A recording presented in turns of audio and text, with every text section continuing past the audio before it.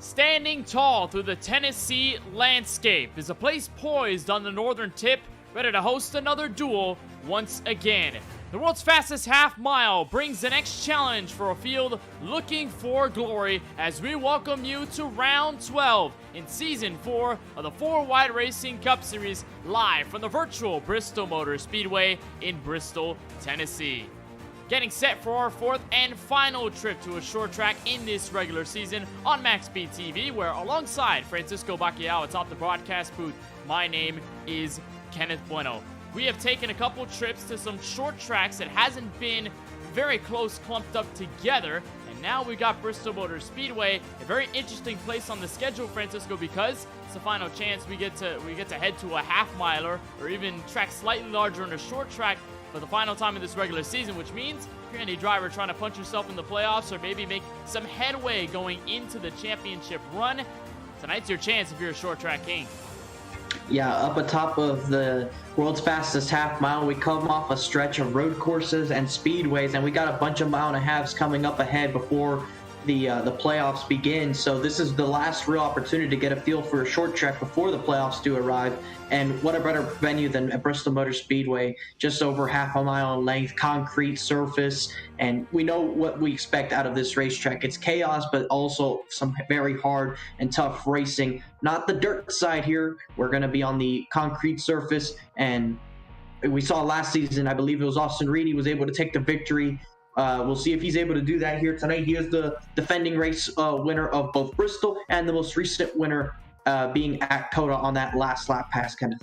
And we'll talk about that COTA race. Insane finish there between Lawson Peel and Austin Reedy. Of course, we'll take a look overhead at our track map with images courtesy of Google Earth and see exactly where we are in the virtual world. No introduction needed for this last great Coliseum, Bristol Motor Speedway, up in Bristol, Tennessee. It's a 0.533 mile, 0.858 kilometer oval with 26 to 30 degrees of banking in the turns, 6 to 10 degrees on the straightaways. This track built in 1961, and if you can recall some of the great moments that have happened here, Tony Stewart throwing his helmet at Matt Kenseth back in the early 2010s. You think about the insane finish between Terry Labonte and Dale Earnhardt Sr., where it looked like Terry Bonnet was about to win, then got dumped to the line, was able to edge ahead first for that win there. A lot of great moments here at this Bristol Motor Speedway, and it is a fairly interesting challenge because we talk about other short tracks in the NASCAR calendar. You think of Martinsville, very flat, very close, and it's really hard to escape. You think of Dover, where you've got a big concrete oval that can really beat you up on the driver's side when it comes to the abrasiveness.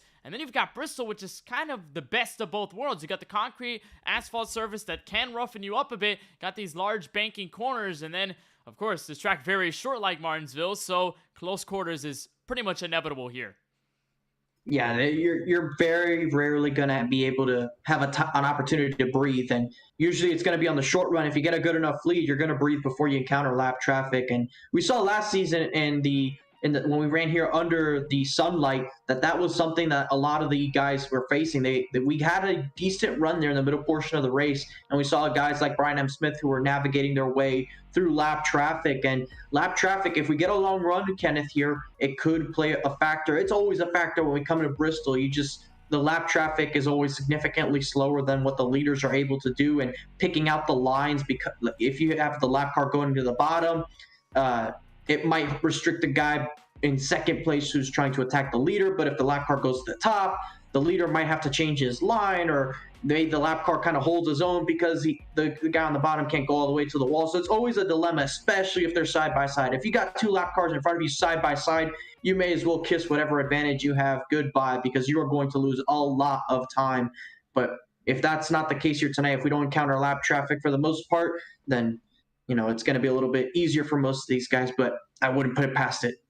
And Richmond, our last pure short track race in this 4-Wide Cup Series regular season, we had that factor, lap traffic, coming into it. And it was very interesting to see the leaders get around, some of them having trouble, some of them getting to the lap cars at probably the worst place possible in the exit of the corners in the middle, and then adjusting lines based on that. You just took a look at our schedule for season 4. We have ticked down already 11 races in this 2022 calendar, of course starting at Daytona. Now we just come off of a thrilling finish at the Circuit of the Americas track where Lawson Peel made a spin off of turn 20, and it was Austin Reedy to capture his second win in this campaign. Bristol tonight is going to be only the second night race we have in this stretch so far. Our third one will be over at Daytona to clap off the regular season, at least the almost penultimate race just before Watkins Glen and Kansas. And then it's going to be a big one here, Francisco, just because we've got 3 straight 1.5-mile tracks to follow after the last great Coliseum. Chicagoland, Atlanta, Homestead, Miami, and then we just switch it up before we get to Kansas and the end of the regular season. Drivers right now are lined up on the starting grid, so it's our time to take you through your lineup, see exactly where every driver and your favorite driver will be starting here tonight from the last great Coliseum, Bristol Motor Speedway. On pole will be the 22 of Eric Schaefer. He's been quick and fast at these short tracks. We'll see what he can do with a 14.618. He'll be the first one of the green flag, and it's a solid qualifying effort for Curtis Kelly, 14.709, to give him position on the outside of row 1. Cody Kinsey with a good qualifying effort as well. He's going to qualify in third with a 14.72, and 1,000th behind him will be the 14 of Adam Malashar, trying to turn some luck around. Very close lap times between them. AJ Green, your defending champion in the 48, will start on inside of the top 5. And it's a very nice look for Michael Newbraw with the Mach 6 Speed Racer concept scheme. He starts the 6 car, nowhere else but P6. Nicholas Vizzuti is going to be starting from P7, as you see that Ricky Bobby-esque paint there, the me with the tiger. Lance Hill, the driver of the 38, looking to try and make it a second win on the season in the last great Coliseum. Back to row number 5 to cap off the top 10. Kyle Benson puts in a lap good enough for 9th, and Jesse Breeze in the 00 is outside in that 5th row. Colin Forrester trying to get back into victory lane in the Cup Series is in 11th, with Lawson Peel, the dominant driver of the season, in the 12, starting P12. P12 there for Lawson Peel. Going to have a lot of work to do if you're him. Craig Lounslugger, also very notable on these short tracks. He starts 13th with Matt Roberts on the outside in P14. CJ Munier is going to be in the 15th position, with Ligo and Tyler Murray down in 16th. We'll look to the final drivers in our field of 21. Brandon Banks, Christopher Bishop to line up in row number 9. It's Blake Sperling, Mark Harris to put times good enough for 19th and 20th. It's Corey Allen in the 51. Did not put a time in queue, so he will be dead last shotgun in this field of 21 next-gen cars. Let's take a look at the weather just before we get started. It's a very cool, rather warm, but mostly cool here. It's not the daytime like it was last season with the Gen 6 cars. 78 degrees in the air, 81 degrees on the track temp. We should not see that go up, at least dramatically here, because we are under the lights here in Bristol, Tennessee. And also to note, we go 200 laps. We go just over 100 miles, 100.6, or 106.6 rather, 171.6 kilometers. Francisco, your thoughts before we go green on this 4th short track race of the campaign? There's going to be a lot of beating and banging before the night's over. Everybody's got a faster pair, but I'm sure a lot of the cars are still going to end up finishing this race with some sort of damage on their race cars. I'm looking out at these paints, and don't get me wrong, I don't know if this is a throwback race or not, Kenneth, but I see a lot of throwbacks out here. Well, definitely getting into the spirit of the Track Too Tough to Tame and the throwback race this weekend for the real-life NASCAR Cup Series. We'll talk about some of those schemes as we move forward, but the attention lies on the 22 and the 71. Eric Schaefer will lead the field to green. We're underway in round 12 of the 4-Wide Racing Cup Series from Bristol. Good start there for your Polster. He's going to try and get to the outside. He's able to cover off Curtis Kelly as they go into turn 3. You see actually a crash in the back of the field there going into turn 3. I saw some smoke up there. It looks like they're actually able to keep it going. Somebody was definitely sideways there to bring up some smoke already on the first lap, but everybody pointed in the right direction. Looks like somebody made a crucial save there. You look at the battle for last place right now. It's a 51 Corey Allen already moved +1, maybe +2 here on Mark Harris as he dives his Toyota Camry to the very inside. Field mostly have spread out single file. Aaron Schaefer already ahead of the field. He right on board with the 71 Curtis Kelly, who's done rather well on these tracks here, not only on the short track side of things, but with these next-gen cars. Oh, we got one crashing in the back. Looks like one around in the back. Matt Roberts in the 16. He's going to be able to save it mostly under the apron. Oh, that's a tough place to hit a wall. That's the pit road barrels, and the caution will not wave. Roberts is going to have to look for a tow. Yeah, that's going to spell the end of his race. He's going to be able to have the faster pair, but he's just going to lose so many laps here at Bristol just by towing let alone once you actually get to exit pit road. He'll go at least 8 laps down or so. You see, you're going to watch right here as we go to 3 and 4. This is lap 3. Roberts close to the front of the back of the 13. He's going to lose it right there off the corner so slightly and just can't keep it off the inside wall. Does a fantastic job to save it.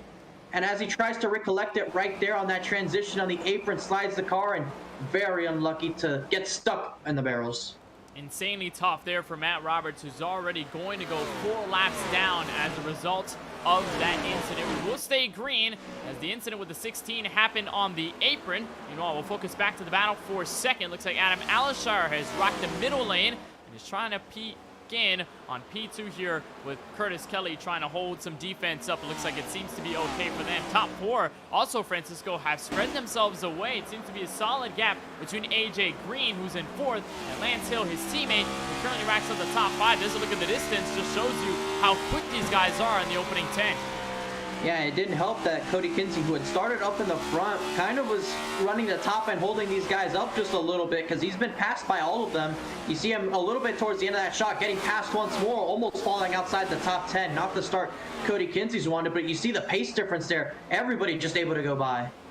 And look at this great position battle right here around the top 10. Cody Kinsey on the outside. That's Nicholas Vizzuti down low. How about bringing in league owner Tyler Murray for a shot at the inside of Kinsey here. This is 411. Maybe they can drag in the 89 of CJ Munier, and also maybe the 88 of Brandon T. Banks, who's also looking in the distance, trying to figure out if he can make that pass, although Cody Kinsey will lose 2 spots. He'll fall back to 12th. Nicholas Suzuki at the top of it in your top 10. So talking a little bit pre-race, so with us in the booth, Francisco, we talked about rather the short field, and really with these short track races, you'd expect a lot of guys to show in because they theoretically could have a shot at winning and taking their checkered flag for the playoffs.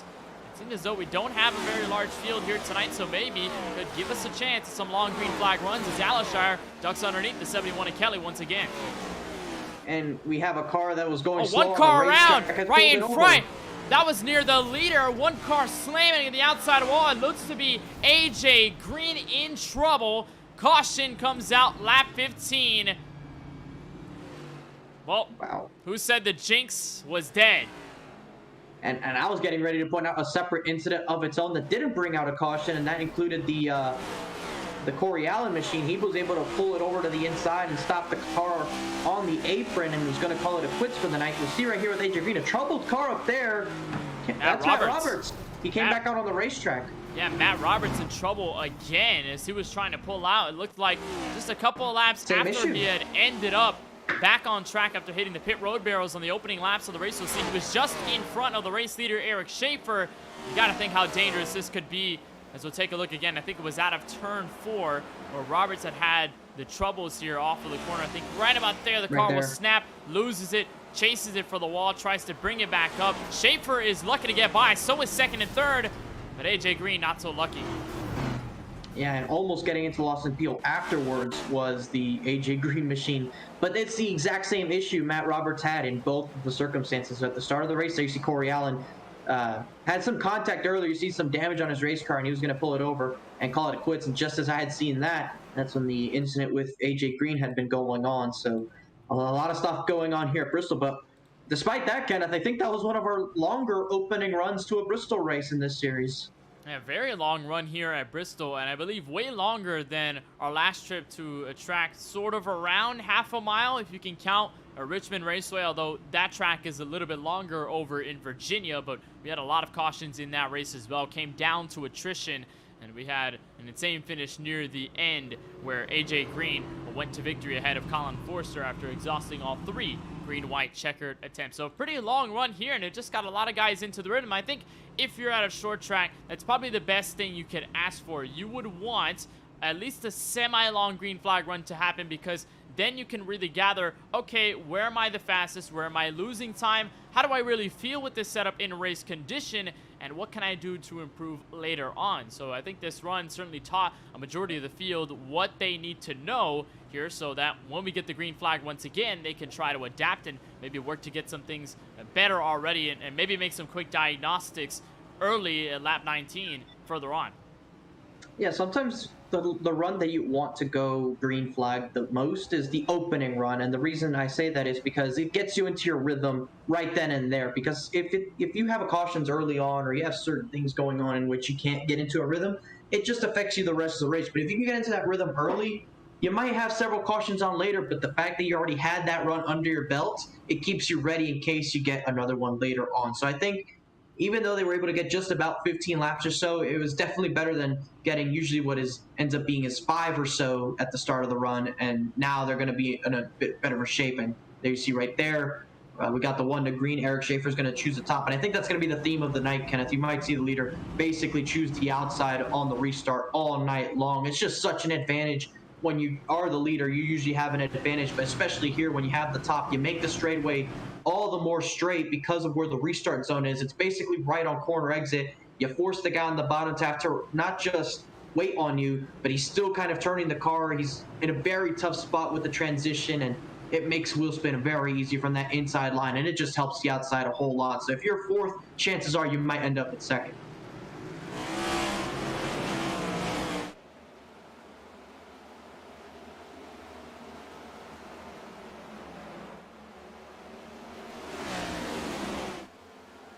Oh, good part right there. Oh, Alshire.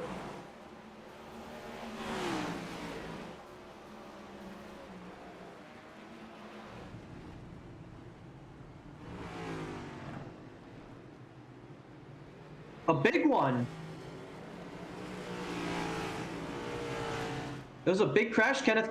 We saw the 42 got sideways and horizontal. He went into the fence. So we'll see here. Green flag came out. By the way, Curtis Kelly is your race leader after the caution came out. This is Alshire underneath Lawson Peel. He just lost that spot to Lance Hill, but it was out of this corner. Oh, just lost the race car. Look at Lawson Peel try to fill the hole in the wall right there, and everybody just comes charging in. The 13, the 42 goes for a wild ride sideways there on the outside safer barrier. And I guess we talked about how lengthy that long run could be to help rhythm. But when you make one mistake on a restart, the rhythm can get certainly disrupted. That's what happened to many guys here as they piled it in the corner. You see Bishop right there getting those 2 tires on the fence.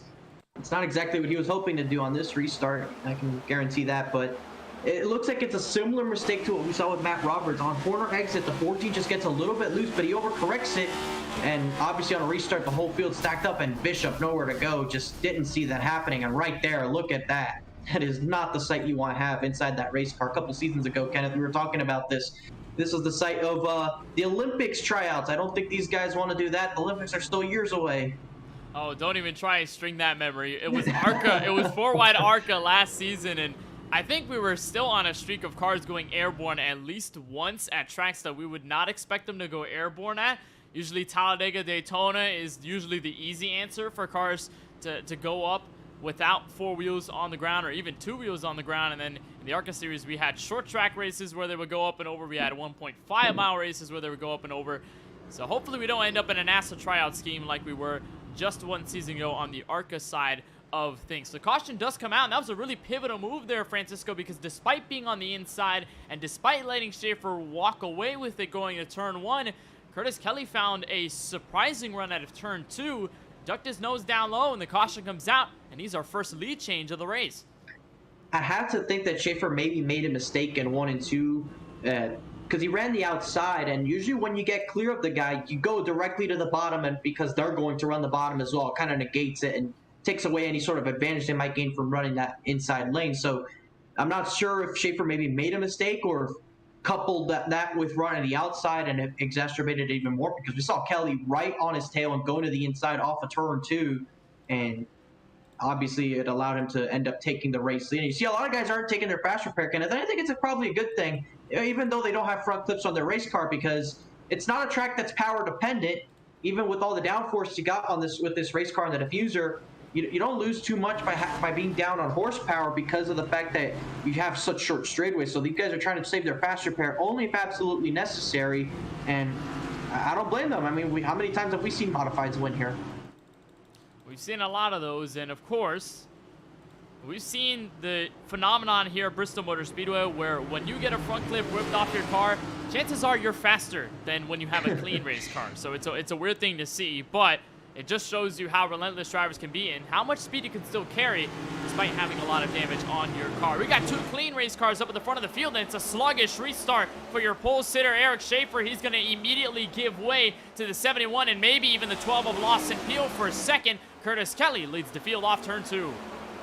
And that right there is the 12 did exactly what I was talking about, that if you restart in 4th, you can definitely get up to 2nd. He did just that. Now the 12 appeal up to P2 with Schaefer trying to tail him behind, seeing if he can make up that position once more. It was not the restart that the 22 wanted to have, but as far as Curtis Kelly, Kenneth, he did exactly what I was talking about during that caution break. Restart on the top and immediately go to the bottom in 1 and 2 to try and cancel out anybody from getting to your inside. And now that it's settling out and people are starting to try to get back into their rhythm, it's going to be up to Lawson Peel to try and make this pass. And Curtis Kelly cannot be comfortable whatsoever. He does have the race lead, but it's only by less than 1/10 of a second at that point. Lawson Peel already immediately to the back bumper. And what can you say about how good Lawson Peel has been this season as Eric Schaefer dives to the inside, contender at practically every single track we see on this 4-wide Racing Cup schedule. And once again, here he is battling in the top 3 as Eric Schaefer tries to rebound what was lost on the restart.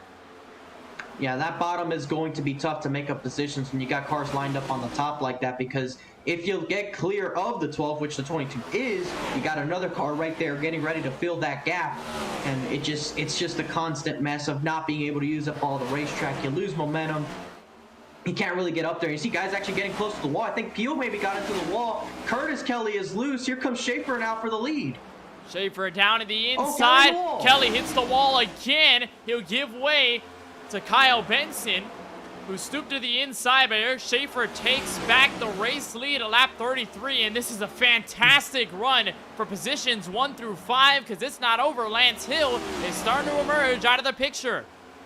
Yeah, the 71 is starting to struggle with some of those rear tires now. He's getting loose and shaking them around. You see Hill's going to get to the outside of Kelly. They were close to making contact. Now we got the battle for the lead. Here comes Kyle Benson to the inside. Kyle Benson down low, looking to make use of the 26 degrees of banking near the very apron, but Schaefer is going to ride the momentum up top and keep the race lead out of turn 4. But there is sort of a trade-off here at Bristol Motor Speedway, Francisco, especially if you can log laps in the outside. While, yes, it allows you to be straighter off of the corner to give you a better exit, if you hold it there for too long, those rear tires will start to line up and it will not give you any pleasant experiences thereafter. And so maybe running the bottom could be the way to go over a long run, because you may be able to hold on to the speed in the middle, the apex, and at least keep it to the exit and just be faster overall. But it looks like from at least the top 4, top 5, nobody wants to adhere to the bottom. They want to all hail the king up top.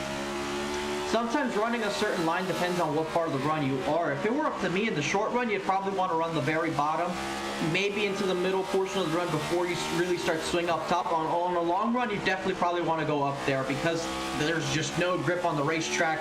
It's how you make any sort of speed on the straightaways. Even though they're very short, if you can make a good straightaway speed, it's definitely the difference between making a couple of passes. That's usually what it takes to make a pass at Bristol, even though as Curtis Kelly's going to get in the wall, gets sideways, almost clips the 83, gets split 3 wide. Somehow they don't wreck. Actually, no, they are crashing a little bit further back. Cars are going into the outside wall. No caution yet. The 8 is around on the apron. iRacing has not called it. The admins haven't called it. He's going to try and spin this around just as the leaders are going through. Still no caution, Kenneth, and it looks like we might stay green.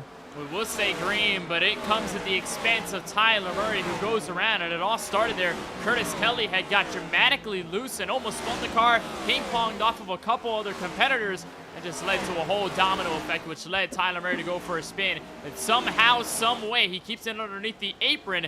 We will stay green flag racing lap 42 of 200. And Curtis Kelly, looks like after he hit the wall, just could not find the speed to get back into the game because he fell from P1 to P12 in a matter of laps. Here's Mark Harris to go underneath. Mark Harris looking to the bottom, but Curtis Kelly still holding strong. You see all the damage on his race car. He's got a lot of right side damage, and that's going to hurt him. Even though it's a short track and it's not going to do too big of a deal, it is going to hurt him nonetheless. You see it to the inside goes the 5 of Marky Harris, able to take that spot away. It's not an aero-sensitive racetrack by any means, but still, you have damage to your car. It's not going to perform ideal, and cars with ideal race cars with no damage, they're going to have a bit of an advantage. They're going to try and go past you. Here we have the battle for the top position. It's 3 cars right now as Lawson Peel's caught back up to the back of Kyle Benson. Benson almost into the outside wall. We're on board with him now as he tries to chase down the 22 Schaefer, while Ostel trying to hold off the 12 of Pale. It's just an interesting sandwich position there, and it looks like Kyle Benson right on the onboard. Look at the digital dash. He's downshifting in the middle of the corner. I would not expect that to happen here at a track like Bristol where you're so wound up on the momentum, but it seems to be working on the rev limiter here, but he's going to have Peel to the inside. That got very close there as the 12 almost about lost his Camaro. He's going to keep it straight to hold on for third. Kyle Benson, energy that's keeping him up here, 15.2 last time by. Yeah, that's an interesting strategy, Kenneth. And now that you mentioned that, let's go on board with your race leader and see if he's doing the same thing or if he's just riding around in 5th gear, because we saw Benson doing the shifting. Here we're on board with Schaefer. He's in 5th gear. And he's not downshifting, Kenneth. He's staying in 5th gear all around, just rolling the RPMs all the way around. So different strategies by your top 2 drivers. And it's an interesting approach because there's not one that seems to be particularly faster. So it's not like everybody's forced to shift or forced to not shift. Everybody can either shift or decide not to shift, and it's just as fast. And that's something we talked about with this next gen car, Kenneth, when they announced that they were going to have 5 gears. When you go to tracks like Bristol, these short tracks, we knew shifting was going to be a potentiality, but now we're truly seeing it in effect. We saw it at Richmond, we saw it at Phoenix, and we're seeing it at Bristol. We also saw it in New Hampshire. Drivers in the middle of the corner, because they were going so slow on the revs, decided to downshift to 4th, and it helped them get acceleration off the corner. So we're seeing 2 different tales of the tape here between your race leader Eric Schaefer and Kyle Benson. Schaefer holding it in 5th, Benson trying to experiment with 4th gear. There was a pass for 4th right there. Adam Alishar had just been involved in the big one not too long ago. The 14 has never given up. He did use his fast repair to get a clean Ford Mustang back out on track. With some of the fresh rubber, it's enabling him to keep himself up here as he closes in on the 12 of Lawson Peel. Closing up to the back of Peel, and you know, I'm impressed, Kenneth. After that second caution that we've had a decent-sized green flag run. It's been about close to 30 laps. Matt Roberts is getting lapped now by the race leader once more, and we have decent field spread. The leaders are starting to encounter some lap traffic, and Eric Schaefer has actually caught up to Curtis Kelly, who was battling for the lead 20 laps ago. Kelly's about to go a lap down. He is running in 16th, but he's running right in front of Eric Schaefer, taking the line from Schaefer away. Schaefer's forced to go to a different line, and Kelly's going to get into the outside wall as he's going to be forced to give up that spot. And they're going to be coming up on some more lap cars without front clips. There's Tyler Murray up ahead. There's Michael Newbraw and Cody Kinsey, who's just not had the speed in the race so far. They're not too far ahead of this group. And if you're a leader, it only gets worse when you get up through the field already. Of course, with Curtis Kelly going a lap down, that brings only 15 cars on the lead lap. And if Eric Schaefer manages to keep himself fast enough on a long green flag run to catch up to maybe 10th on forwards, it's only going to get more difficult, because you know that there's going to be those guys willing to keep their track position alive and keep their lapness alive, at least being on the lead lap for the running order. So they will not keep it easy up to the 22. We'll see what happens here if Schaefer ends up in any sort of predicament. So the fresh tires working for Adam Alishar. There he is, picking in on Lawson Peel. Has yet to find the inside move work. He did it on his teammate Lance Hill a couple laps ago. And one thing that's for certain, Francisco, is that not only it's tough to make your line around lap cars, it's tough to make passes for lead lap position when you're going around lap cars as well. It just got very tough there around Michael Newbraw. And it's tough because, as you see, most of the leaders are running the top, and even without lap traffic, that makes it hard because the bottom on old tires, it loses grip, and you don't really get the same drive off the corners as you would with the new tires, and you're just unable to accelerate and stay side by side to send it into the next corner if you're trying to slide job the car. So it makes it very difficult for you to make the pass on the inside. But if you're able to get to the outside of somebody, that makes your job a lot easier. As you see right there, they catch up to Newbraw here. Jesse Crees does. He's going to have to back out of trying to battle the 38 of Hill and has to settle in line. And that's exactly what you were referring to. It's when you got the lap traffic, that makes it tough. You see right here, they caught up to Kelly, and that goes, you see the 38 of Hill goes to the inside. They stay side by side. Hill can't run the top. Breeze is going to try and make a tactic here. He wants to get to the outside of Hill, if at all possible. Push Kelly past and maybe take the outside of Hill and end up gaining the spot, but that's not going to work because Hill doesn't quite clear Kelly, but you see Preece make a mistake, but Hill's definitely going to get clear of Curtis Kelly into turn one as Preece into the wall. I think Hill may have locked up, but he's going to get clear. Yeah, Peel right there, or rather, Hill was able to clear Preece. Preece had just hit the outside wall there. Finally, he's going to be able to clear the 71 of Kelly, so the worries there about the lap car are no more, but it sort of acted as a pick there. Preece was just trying to ride the outside and maybe hope that the 71 could hold pace with the 38 and then just get the run out of the corner so Preece could have the nose out front coming out of the exit of the straightaway.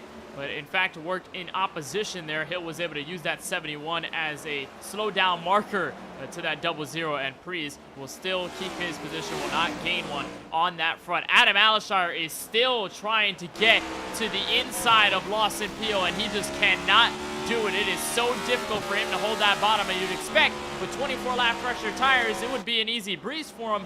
He's having a harder time than he thought he would as Lawson Peel tries to go to the inside of Kyle Benson. This is for second.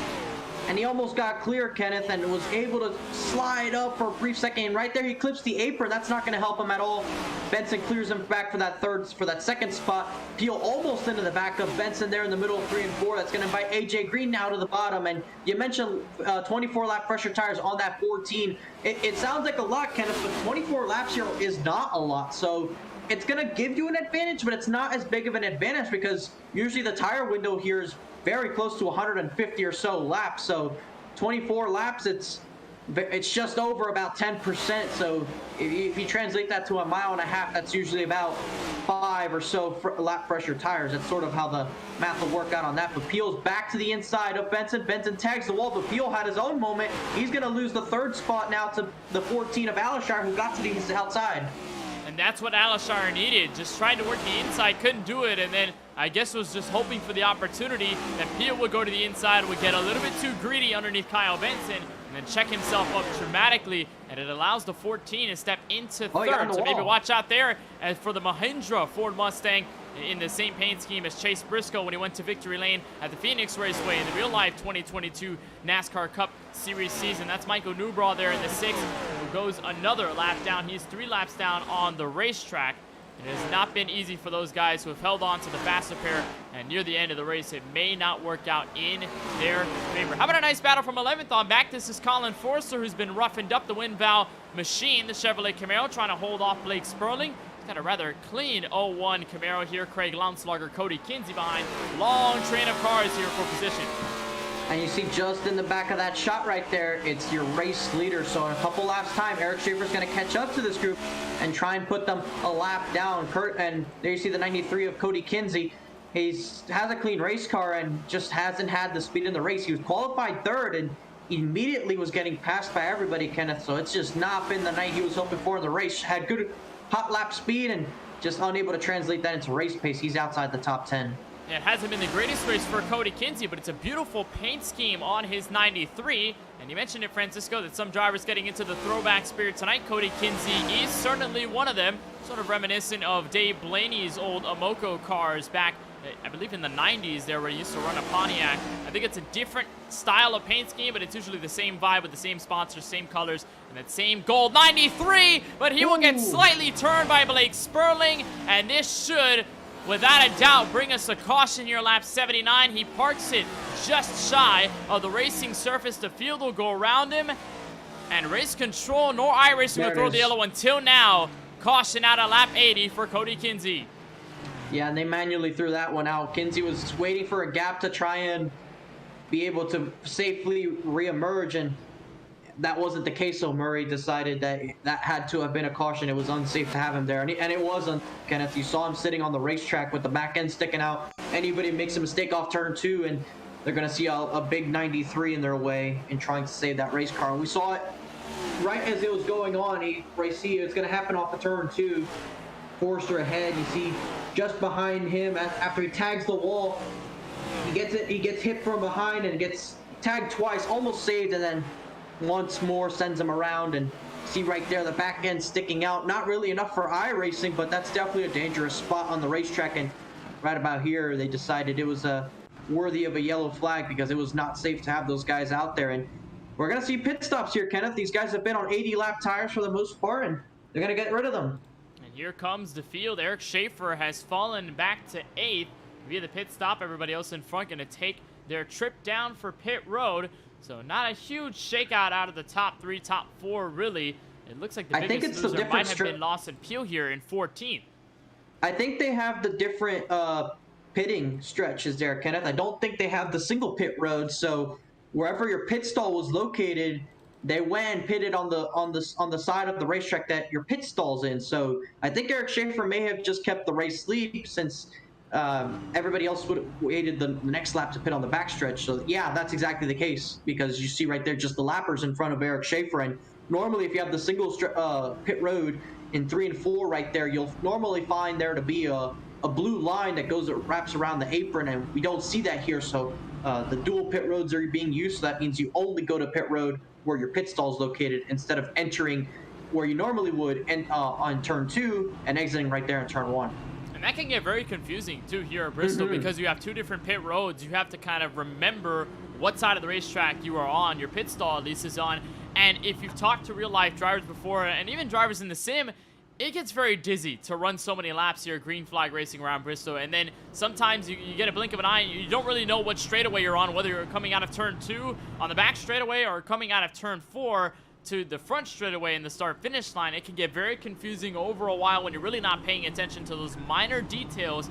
And when yellows come out, when you end up on pit road, it could bite you in the wrong way, or even in green flag pit stops. Also, it makes a big difference as well. Lawson Peel, reason why he's fallen back to 7th on this restart. It looks like he just took some extra time to assess the damage there, and it is significant there on the Cobalt number 12. Still remains there heavy on the right side of his car, but I think just took some extra time to assist that. 30.9 seconds on a stop comparative to your leader, who set a 14.1. So Eric Schaefer, Kyle Benson, your first 2 to the green flag. It'll be AJ Green, your defending champion. He's got his teammate alongside him in row number 2 with Adam Alishire. Mark Harris has done a great job of hard charging through the field. He lines up the top 5. It's Jesse Breeze outside of row 3 in P6.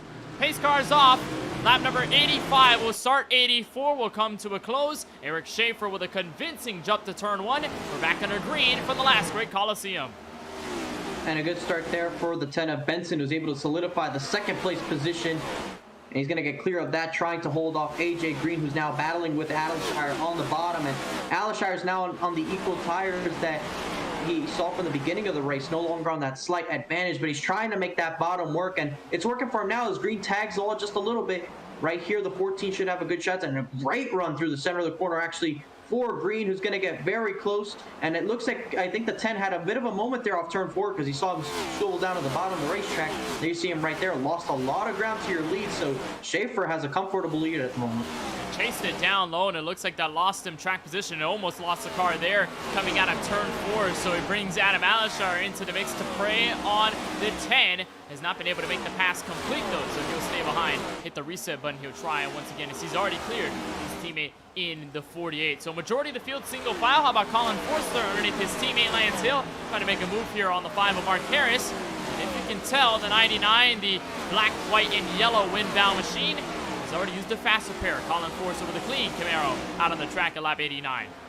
I think a lot of the field used their fast repair right there, Kenneth, because it's almost the halfway point of the race, and we just saw a long run occur. And I think with that long run having happened, it means we could see it again. And I think it's important that the guys realize that, and they try to sort of, you know, react to the race as such, because if you automatically think that there's going to be a lot of cautions, and actually as soon as I said that, the yellow flag is going to wave, and we're going to look and see what happened. I think it happened off of turn 2. It was a trouble spot once more, and not sure who it is. There you see actually right there, just as the leaders go by, it was in turn 1, and it's the 01 of Blake Sperling who has trouble. No front end once again, no rear clip this time. Got hit from the front and the back, so we'll have to get a replay on that. And Sperling had already used his fast repair, so this is going to be a large detriment. And you look at the replay, this may be payback. Francisco, we talk about short track tempers. Here's Cody Kinsey to Blake Sperling. Remember last caution where Kinsey had gone around, it was the 01 that tapped into him. And that is sweet, sweet revenge, the 93 for him. Maybe a penalty by race control, but that is short track racing, short track tempers at its finest. Yeah, I'm not sold on it. I'll definitely got to. We don't know what the 93 was doing. I mean, it looks like he came off the wall there, but well, we won't know for sure. The best thing you could do is probably go on board with him and see exactly what he did, and if he was in control of the car and recently came off. I don't think it was anything behind that. I mean, I think it was more irony than it was anything else. Just that they happened to be together. The caution before, so unfortunate for the 01 to come off bad there, but.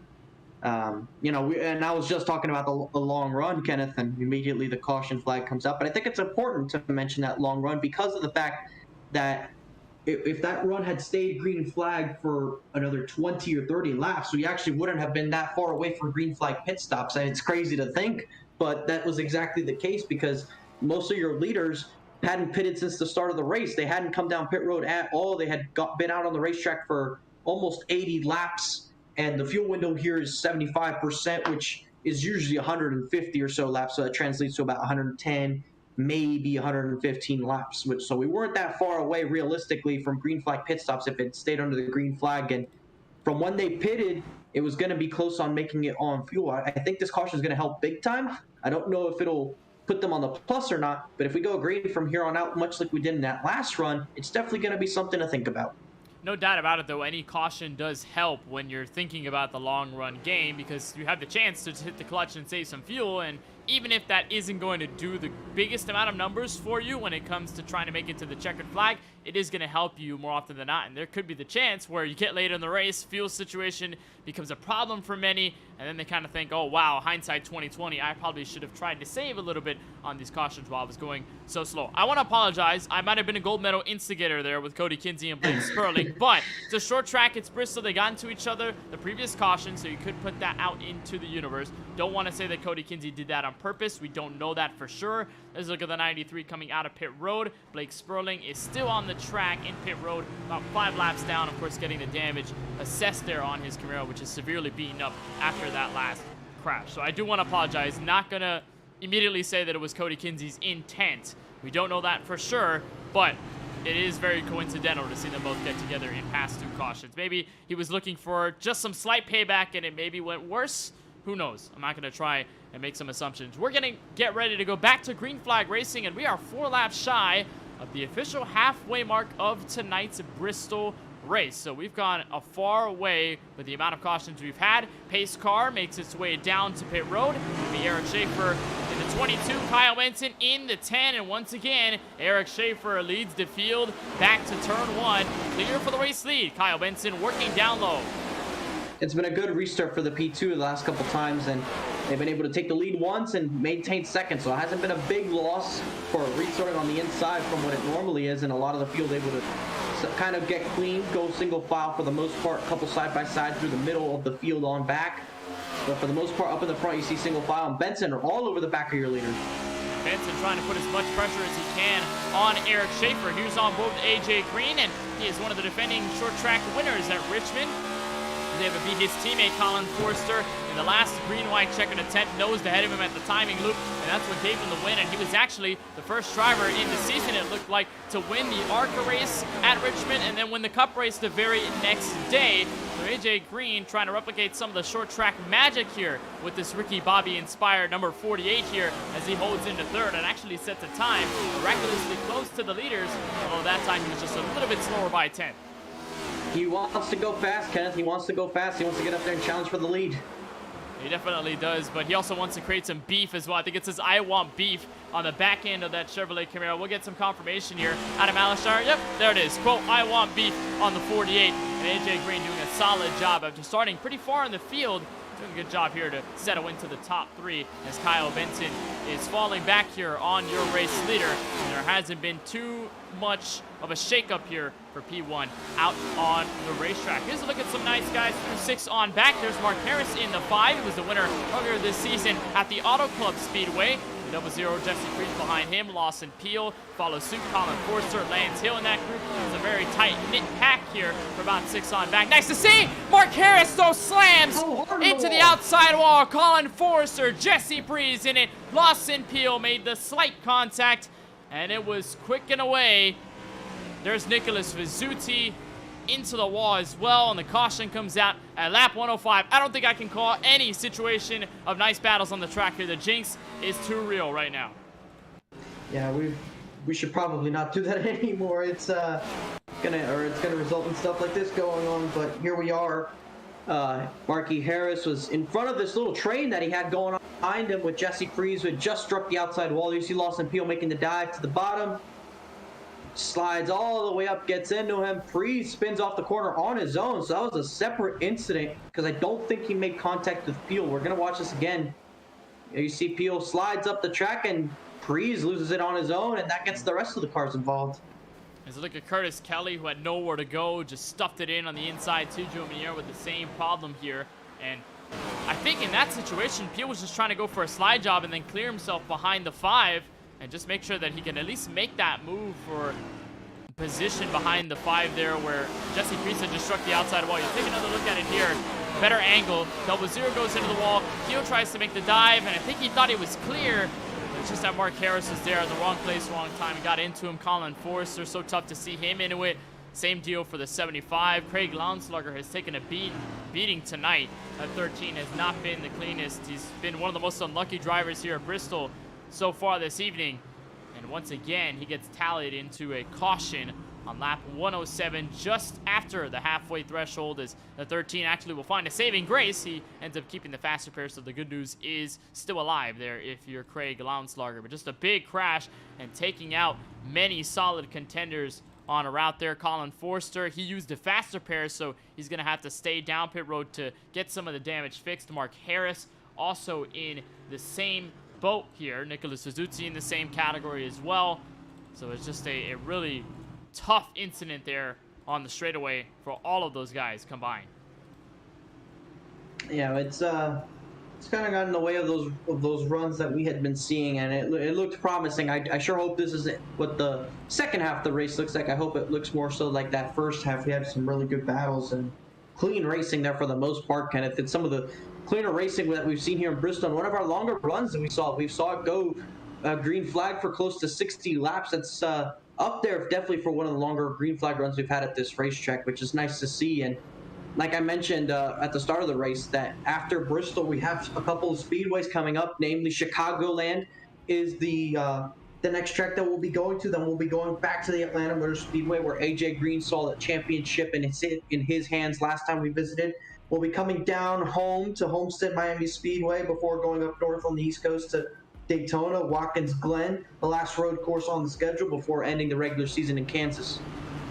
And I know if I were you watching on MaxSpeedTV tonight, I'd want to circle that road course race at Watkins Glen, because we have been nothing but impressed by these road course races. Road America, Lawson Peel, Lance Hill going at it, and then the last lap frenzy between Lawson Peel and Austin Riddy. Unfortunately, though, the 11 car, Austin Riddy, who should come into tonight defending a win from last week, is not here, unfortunately, so the 11 will not be able to run in tonight's Bristol race. Hopefully we see him by the time we head to the Windy City and Chicagoland Speedway 1 week from tonight. It's Eric Schaefer, though, in the 22. He's got 2 wins in this season, most recent at Indianapolis, and so far he's been the driver to beat at Bristol Motor Speedway. Kyle Benson finds a nose in. Good restart by the 10. Inside he goes for the race lead.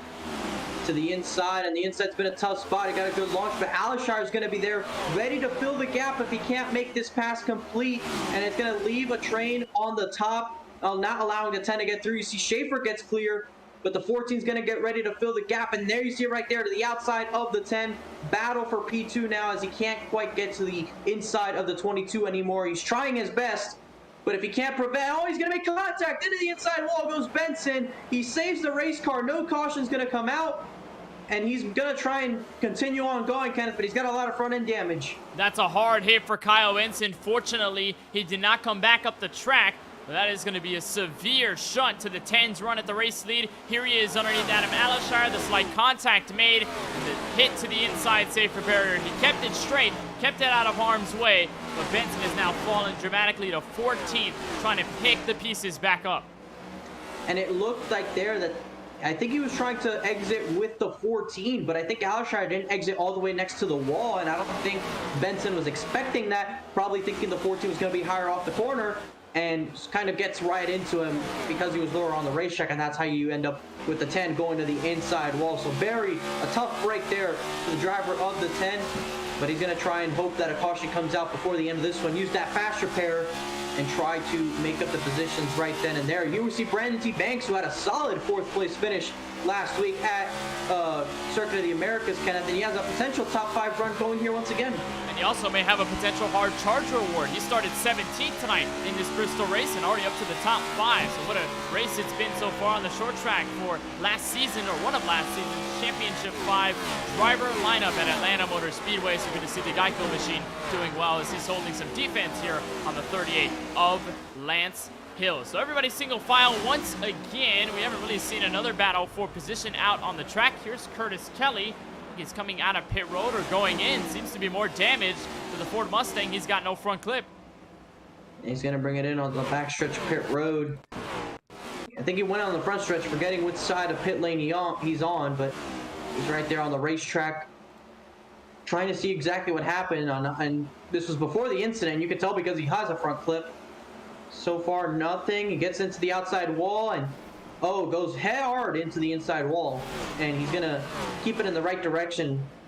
So no caution there. You see a little bit of a smoke trail, I think you saw there, so probably has some required damage on that race car. He's gonna have to sit in pit road and take some of that, Kenneth. And you know, we're sitting here at just over 80 laps to go, Kenneth, and I think probably now is the best time before caution comes out if we have our own little crank it up segment.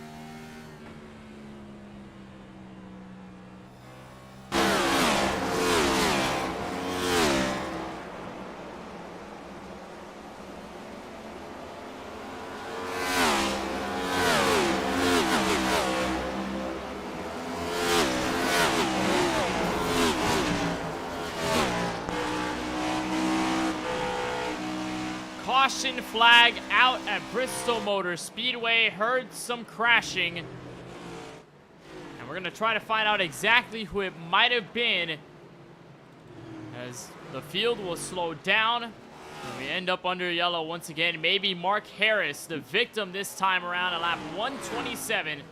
As the caution flag waves, Barney the Flagman will have it in store. Find out whether he had a chance in this. I think may have had some more sense damage on the front end, so maybe something happened up in front, maybe with the 75 of Azzuti, Colin Forster. Actually, no, it was Cody Kinsey, Tyler Murray, both involved. Murray was the one who went around first, and then it's just extra collateral damage after the fact.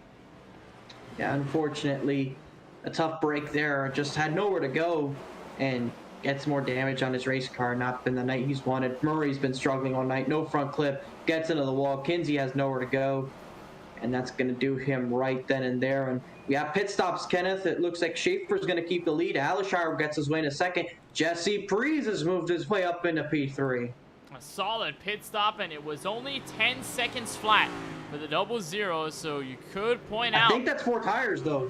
Maybe, yeah, 4 tires there. Quick stop for the Deere Chevrolet Camaro, and that's a big jump through the field. That's going to give him a huge shot at potentially the race lead here if things go right for him in the last half of this Bristol Motor Speedway race. So a beautiful pit stop, a beautiful job by Jesse Prees' pit crew, and the 00 moves up to the top 3, and he'll have, by the way, Francisco, I believe the inside lane on row number 2, so maybe he can try something if Alishire can keep up with the 22 of Schaefer by the time we go back green. Yeah, the problem is restarting third is not the position you want to be in. Second might be able to get a decent enough launch to settle in second, but usually third, you're definitely going to be under fire from the driver in 4th place, and usually you will end up losing out there. So it's going to be tough for Prees to hold on to third He can maybe hold on to fourth depending how the restart goes for him at that point, but it's going to be very tough to do anything as far as immediately trying to make up any positions from where he is. It's going to be difficult just because of the natural way it is. And we're sitting here with 70 laps to go. Kenneth, everybody now certain can make it on fuel, so fuel's no longer going to be in question here tonight. But, you know, looking forward to the next couple races before here to the end of this regular season. I know we talked about Watkins Glen being one to look at because of the road course trends, but is there any ovals in the last 5 that you're looking forward to in particular? Oh, you're teasing me here. Homestead Miami Speedway. Come on. Easy pick for the Floridian here in the booth. I'm pretty sure you're going to say the same answer because there's no way that you're going to give something different, or I'm just going to have my jaw drop to the floor. I don't know. I mean, besides Homestead, I think one I was looking forward to is next week at Chicagoland, because we don't have that track on the schedule anymore. And with this next-gen car, you can't help but feel that that's going to be a great combination of the track with these race cars to produce some exciting racing. Chicagoland's always been a track that's had some good racing, especially with the low downforce package in the latter years before the low horsepower high downforce package. As we saw in 2018, 2017, we had some great racing there. So I think the return to that racetrack with these kind of race cars, Kenneth, I think we're still going to see a good race there. Obviously, Homestead, you're going to see great racing no matter what. But I think specifically Chicagoland, I think next week we could be seeing something really great. Yeah, Chicagoland's going to be good. And what's going to be more cool about that stretch of 1.5-mile tracks is that you have Chicago and Atlanta, two very abrasive and bumpy 1.5-mile surfaces. So we'll see how that goes. But it's still got to end up here in the Bristol Motor Speedway to conclude a winner. And it's Adam Alashire trying to pioneer the bottom. Same deal that Kyle Benson did earlier on one of the last restarts. And it opens up the door for Lawson Peel side by side for P2. And he's trying to make sure he gets elbows out there because he wants to maintain the outside on the 14 as he did there. Make sure that he can have the position to be able to take P2, and he just might do that because he's got the run on the outside. Now the 14's on the back foot with the 22 ahead of him. It's going to be tough to try and clear the 12, and it looks like that might happen, but not in the way he wants it to. Peel's going to settle into P2. Yeah, but as long as he can hold on to right there on the outside, Alashire probably won't have a chance, and it's going to be worse for him as now he closes up. Here comes Preece now to the outside. Remember that miraculous pit stop? It puts him in contention. A little fishtail there for the 14 of Alashire. He is struggling to get back to the very top. Going to try to pinch Preece out of the corner. Slight contact between the two. That's typical short track racing here at Bristol, trying to maximize the corner. Sometimes you can get away with slight contact because of the speeds and just the way you're driving the racetrack. Preece, a little bit of a high entry. He's going to try and arc the exit. It's going to give him a nice run off the corner. It's going to hold the 14 tough. You see, Alishire's trying to move up to eliminate any sort of advantage the Zero has, but Preece clears for the third spot. Alashire almost cuts off the 38 of Hill. That's his teammate. Yeah, he was not nice to let the 14 by. They're going to make contact there on the main front straightaway. Alashire is going to try to hold in, and you got to imagine it is just so tough to hold this out. More contact between the teammates in turn 1. Some hard racing going on in Stocks Motorsports right there, and it's not for the lead. But Hill does take the spot away eventually. Alashire is going to drop a couple spots. He went from almost trying to take the lead away to down into the 4th spot. But look at Schaefer. He is gone. I was about to mention that. Look what the battle for second on back just did. It's now a second between Eric Schaefer and Lawson Peel. Fortunately for these guys, they're all back single file, so no worries about going door-to-door racing once more. Actually, never mind, as Hill almost lost the car, backed it up right in front of Alashire. That could have been big. We stay under green with 60 laps to go. Oh, Peel sideways off of turn 4. A miraculous save there to keep it pointed in the right direction and keep it in front of the Zero of Preece. And if I'm the 22 of Schaefer, if I'm looking at this in my mirror, I am cheering this on as long as they are able to point it straight because they're using up their tires.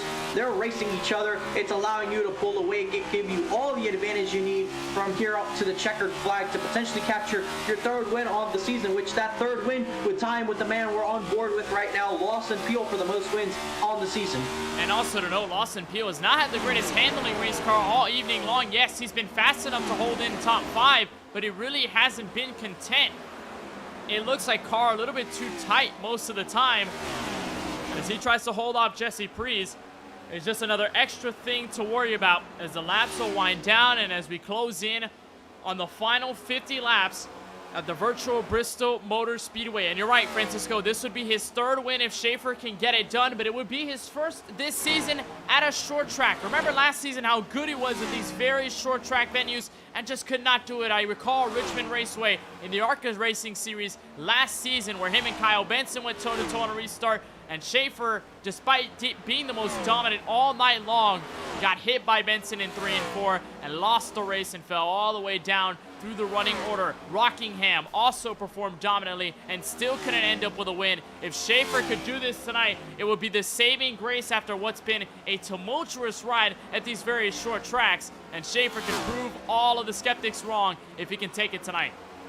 I mean, even with the last season when we saw him with the low downforce package, and earlier this season with this regular race package at the bigger racetracks, he's like this car, this combination, the ability to have high horsepower with low downforce, regardless of track size, has been in the favor of Eric Schaefer. He's done a stellar job with that combination, and he's shown it. He's been able to win at the big tracks. He's obviously shown speed at these short tracks, Kenneth, and it's starting to manifest in his performances. Obviously, the last 2 seasons has not been the way he's wanted it to be, but here in season 4, Kenneth, he is putting that to good use, and he's having a career season. As so is Lawson Field. We talked about 4 wide last season with the Stonks Motorsports. The season before, it was Kyle Benson, Scott Healy. Those guys were the name of the game every weekend. Of course, Brian M. Smith sprinkled in there. But this season, it's been a battle between these two, Lawson Field and Eric Schaefer. Lawson Field, a rookie last season, and Eric Schaefer, a guy who was running in the middle of the field just trying to see if he could get his first win. These two have made a name for themselves, and now they're the two up front as Peel gets into the wall. Yeah, Peel's had a struggle there with that outside wall, specifically out of the corner, and he's been able to gap that 00 by a healthy margin here to stay in P2. Those hits to the outside wall certainly won't help him. And Lawson Peel, just a hot shot that came out of a semi-sporadic season in the last campaign and won the final race at Atlanta Motor Speedway. So maybe he'll be happy to see Atlanta back on the schedule here in the regular season and potentially grab his 4th win of the campaign. But him and Schaefer, no doubt, have been some of the best at a certain amount of tracks. I think of Peel winning immediately at Phoenix, a short track, then winning at 2 larger tracks in Las Vegas and Michigan. And then Eric Schaefer, who's been the master of the 2.5-mile, interesting, non-specific oval tracks, Indianapolis and Pocono to follow through, and he's been solid at those tracks. The short track win has eluded him. He's been so close to them so many times that he's basically tasting the trophy. He's just not been able to do it. As of lap 155, we are well within 45 laps to go from the Bristol Motor Speedway. It's been a smooth ride through lap traffic, but it's safe to say, Francisco, at a short track, it's not over till it's over. It's not, but seeing that graphic you pulled up a couple laps ago with the laps led, this is reminding me of performance that we saw last season out of somebody whose name I won't mention at Nashville Super Speedway. It's been a very dominant night by the driver of the 22. He's been leading almost every single lap here tonight. And if he's able to keep this up until the checker flag and take the win, it's one of the more dominant races that you and I have covered as far as ovals.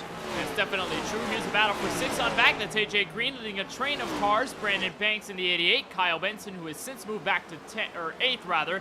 He has gotten his faster pair, so the 10 is back in action with the Little Caesar sponsorship on his Camaro. Craig Lounslugger, who we saw get the fast pair around the halfway mark of tonight's Bristol race. He is up to 9th, so a solid, relentless effort here for the Toyota Camry in the 13 of Craig Lounslugger. No pass attempts have been made. Actually, here is one with the 13 underneath Kyle Benson, but it will come to no avail. He'll stay single file. We'll just have to hope to see if anything emerges out of that. Maybe these guys go side by side in just a matter of moments. So your top 3, Eric Schaefer, Lawson Peel, Jesse Freeze coming to 40 laps to go. And then there's Lance Hill and the 14 of Adam Alshire also to think here. 4th, 5th, and 6th, all of them Stonks Motorsports teammates. And they've had up and down races, but a lot of speed out of these guys. Not enough for the dominant P1 position, but it's been good enough to get some good points there as some contact happens. Yeah, they're in a good spot for good points, but you don't want to throw that away at the moment. They're racing each other very hard. And, you know, when you talk about teammates when it comes to stock car racing, Kenneth, it's always about when do you set the line? Because normally you let these guys go race each other, but you also don't want to take each other out, or you don't want to cost each other a chance at a big goal or a good result, because that could definitely cause some turmoil. We haven't really seen that out of that team yet. Normally they've been able to work together and race each other hard and haven't had issues if I'm the 14, I'm making sure that that stays the same way because he's getting all over the back of this 38. Now you see Hill loose off the corner, kind of goes defensive. Alishai tried to go to the outside. He backs out early and he's unable to take advantage of it. Now goes to the inside. We'll see if he's able to make that work. But they're racing each other very hard, Kenneth, and I wouldn't be surprised if they keep making contact here soon. And I saw a very potential line out of the 14. Rode it high and then tried to diamond it down and arc it off for the corner. And it worked almost there for the 14. Just couldn't continue to stay underneath the 38, so he'll continue to try once more again. Now here comes the move by Craig Lownslugger. Got underneath Kyle Benson. Now going to try to take a 2-for-1 here on Brandon Banks. Great recovery it's been for the 13 tonight. Yeah, he hasn't had too much speed tonight. And, of course, he had damage as well. So you put all those things together and you give him a recovery inside the top 10 with a chance to finish inside the top 5. I think the 13 will take it. He's been very consistent for the most part, running top 5, top 10. If he's able to keep doing that here tonight, I don't see why it's a reason to be disappointed with the overall escape of things, especially with the way the race started. But this guy right here, Eric Schaefer, he's just been the man to beat. And you can still have a caution before the race ends, Kenneth, and that's certainly not what he wants to see. But as long as he executes on pit road and keeps the race lead, I don't see why he can't keep it because he's been fast on short runs, he's been fast off of the restart, and he's been fastest on the long runs. He definitely has been perfect on all fronts, and usually you don't see that out of performances from drivers. You don't see them have pace at all different parts of a race. You see some guys maybe have some better short run cars, but usually fall off on the long run, and you have the opposite and there's the yellow. where long runs happen, but caution comes out. And you mentioned the beef between the teammates, Francisco. It has come to a crashing conclusion. Alishire around and Lance Hill with severe front end damage. Yeah, with the way they were each other, Kenneth, you could tell this was bound to happen soon, and we're gonna get a look and see exactly what happened. And Alishire was being one of the more aggressive drivers on the inside. He would not go all the way to the bottom. He would try and get as close as he can to the car on his outside to negate their advantage. And you see off the corner here, going into turn 1, I think Alishire gets a little bit too aggressive, entering high, gets into his teammate, goes airborne, almost on top of both his teammate and the 48 of AJ Green, another teammate of his. So Stonks Motorsports all over this one.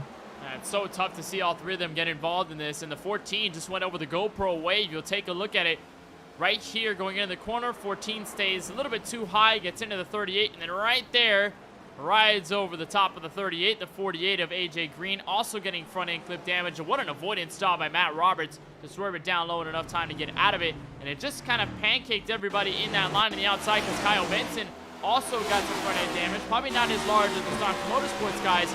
Just backed everybody through. Brandon Banks thanking his lucky stars he was down low. Same deal with Lownslugger as Benson. There's a look at the dent there on the front end of the bow tie. Yeah, not the way he wanted that to go, but very minimal damage to his race car, so he should be fine, generally speaking. And as we do have pit stops going on, Alishire, a couple of these guys also have come in. And I think, I'm not sure if the leaders came in. I think they may have stayed out. Actually, no, they came down pit road and they got their service. So Schaefer's going to be in the lead. I think Lawson Peel's worked his way up into second. You see him right there behind your race leader. So Lawson Peel, he's not going away. So I wouldn't just hand it yet to Schaefer. Peel's had enough, has shown enough speed throughout the season and has shown enough promise in the race to be up there. And we know what guys are willing to do to try to go for a win at the speedways. And when we talk about Bristol, we talk about the physical racing here at Bristol. If you give the 12 any sort of opportunity being close to the 22, I think you and I both know what we might be seeing. And this is the perfect opportunity for your Lawson Peel. Within range, he was about 1.7 seconds out of your race leader before that caution came out. So Peel, I think, very happy to see that yellow flag emerge out of the fold of Barney the Flagman, because he knows, hey, this is my shot. I've got a chance to win this race here tonight for the Bristol Motor Speedway and grab what would be his 4th win of the campaign. So we'll be under caution here once again. And the pit stops have already emerged. So once again, Francisco, like you mentioned, fuel will not be a concern. The concern is just going to be racing these last 26 laps to its conclusion. If you're any one of these guys, Peel on back, is there anything you can do alternatively to throw the 22 off his game? I'm honestly not sure. There's not much you can do on the restart. But if I was Peel, I would have probably tried some pit stop strategy. I don't think you're coming back to pit road in this race. If there was anything that you could have or should have done, it would have been in pit road right then and there, possibly 2 tires. But also, look at the 4th spot. AJ Green did not come down pit road, has no front clip. He's going to try and race this one out. He's trying to commit all the way to the very end with a chance at a W. Pace cars down, 25 laps remain from the last great Coliseum. Eric Schaefer back to control in turn 1. And Peel's able to get into second, runs the top, gets ahead of AJ Green as Benson almost gets sideways into the wall. And I think Peel likes having Green behind him right there on the outside as the 10 gets into the wall again. But if he has the AJ Green car on the outside with that damage, he's not going to be as fast as him, and he's going to definitely hold up guys on the bottom. And it was solid for Pio to get around there. Brandon Banks now, the next one on the chopping block, trying to get around, but this time the outside will prevail. And Kyle Benson, maybe the next one to take position away from the Geico Chevrolet. There goes Benson, trying to recover what was a tough hit to the inside wall that did not result in a yellow flag. So Benson trying to make sure he can at least give himself a shot at a win. Still side by side for 4th on the racetrack, but Eric Schaefer already up to a 2nd advantage on Lawson Peel. Yeah, Lawson Peel had a struggle on that restart on the 2nd or 3rd lap or so. And man, this 22's just been so fast on these restarts. Ken just been able to gap the field and sort of pace himself after that. And also to mention, last time around, Schaefer was almost a full 0.3 faster than Lawson Peel in the 12. It was a 14.6, and Lawson Peel set a 14.9. Now it's a 14.7, so more respectable numbers here. The problems may have to arise in the rearview mirror because AJ Green, Kyle Benson, they're charging, and they're not going to give this 12 a freebie in this race for the end.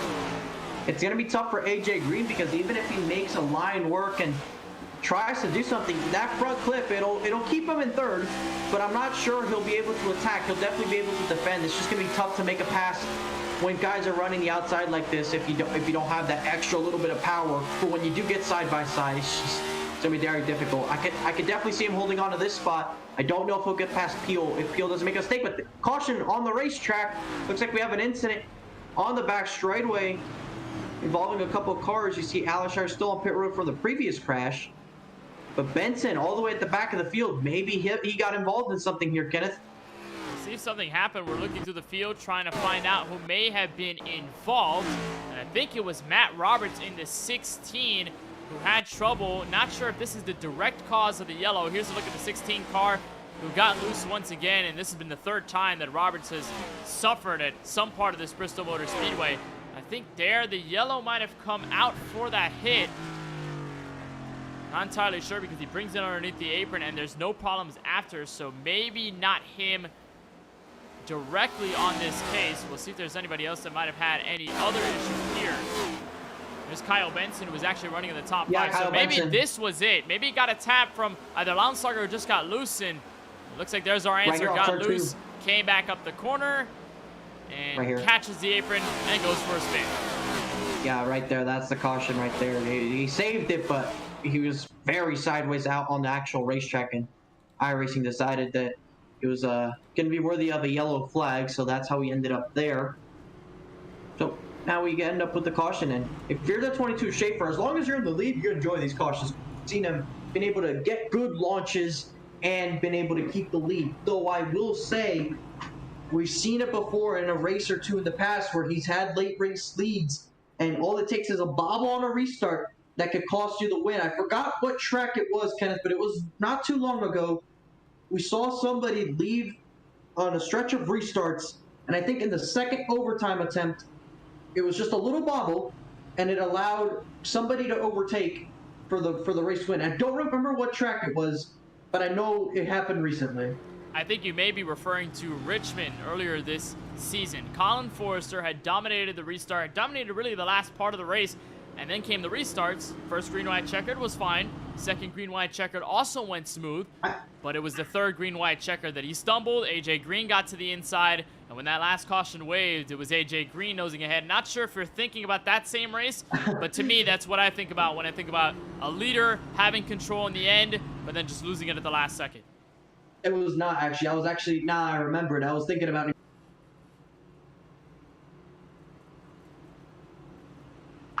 So 14 laps to go on the restart. Actually, it'll be probably underneath 14 laps to go, maybe closer to around 12. So we will deduct ourselves to the final double-digit laps to go meter, and then we'll head underneath 10 laps to go. We'll see if we get any more cautions to follow. What's at stake here is Eric Schaefer's third win of this 4th season in the 4-Wide Racing Cup Series. For Peel, it'll be his 4th if he can get it done. It'll be AJ Green's 2nd, and it'll be his 2nd win at a short track after Richmond earlier in the campaign. For Craig Lounslugger, it would be his 1st. For Lance Hill, it would also be his 2nd after winning Road America. For Banks, Kinsey, and even some of the guys behind, Colin Forster involved in that list, it will also be their 1st if they can get to victory lane. But this has been the man to beat.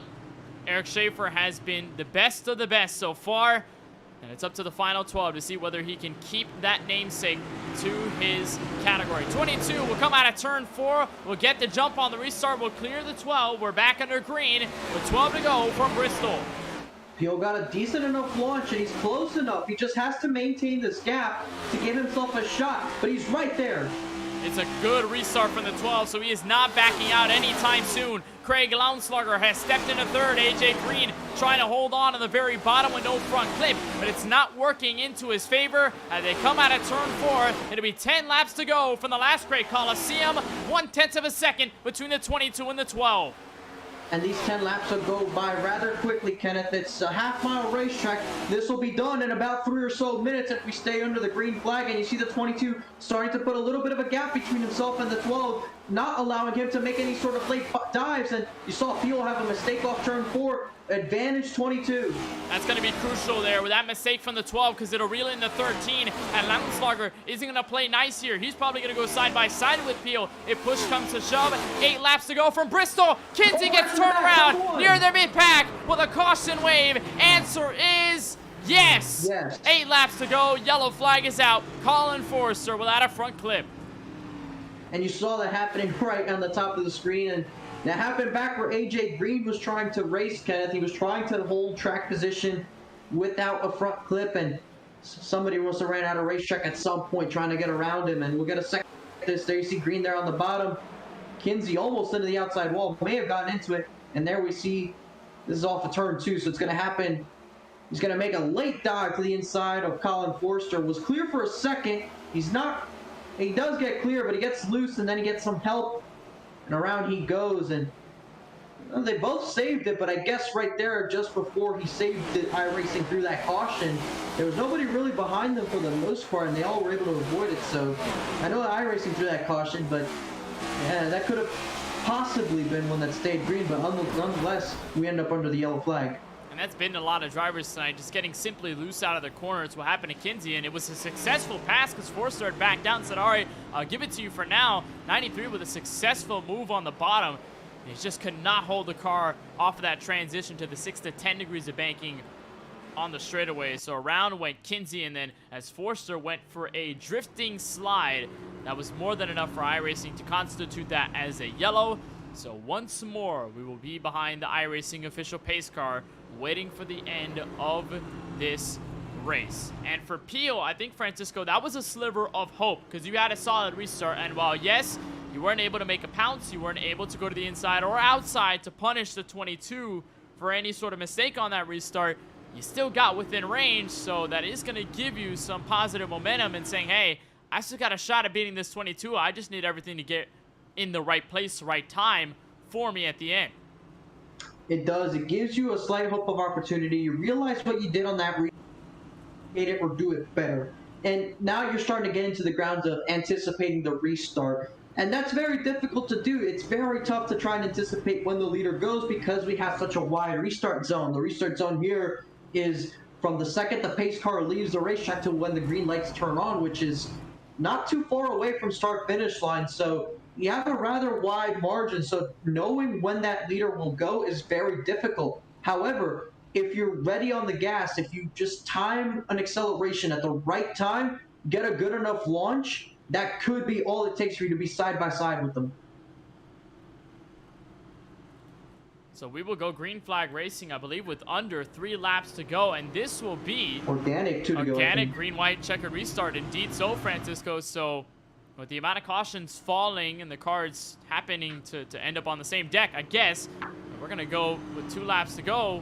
A little 2-lap dash, similar to an overtime restart, but we will not extend the race unless we get another caution flag. We'll run over the rules just before we get to that point as the lights are officially off on the iRacing official pace car. We will have officially 3 attempts at a green-white checker to end this race. We'll double them up on a restart similar to what we're doing right now. We'll go green with 2 laps to go. If a caution comes out before the white flag is displayed, then we'll rack them up and do it all again until we exhaust all of the attempts. If the leader does get to the white flag, we'll finish the race, whoever crosses the line first. If we exhaust all 3 attempts, whoever's out front at the timing loop by the time the last caution comes out is declared your winner in round 12 of the 4-Wide Racing Cup Series. It's the 22 and the 12. Schaefer trying to play defense. Peel trying to make that barrier break. Pace car comes out into pit lane out of turn 4. 2 laps to go from Bristol.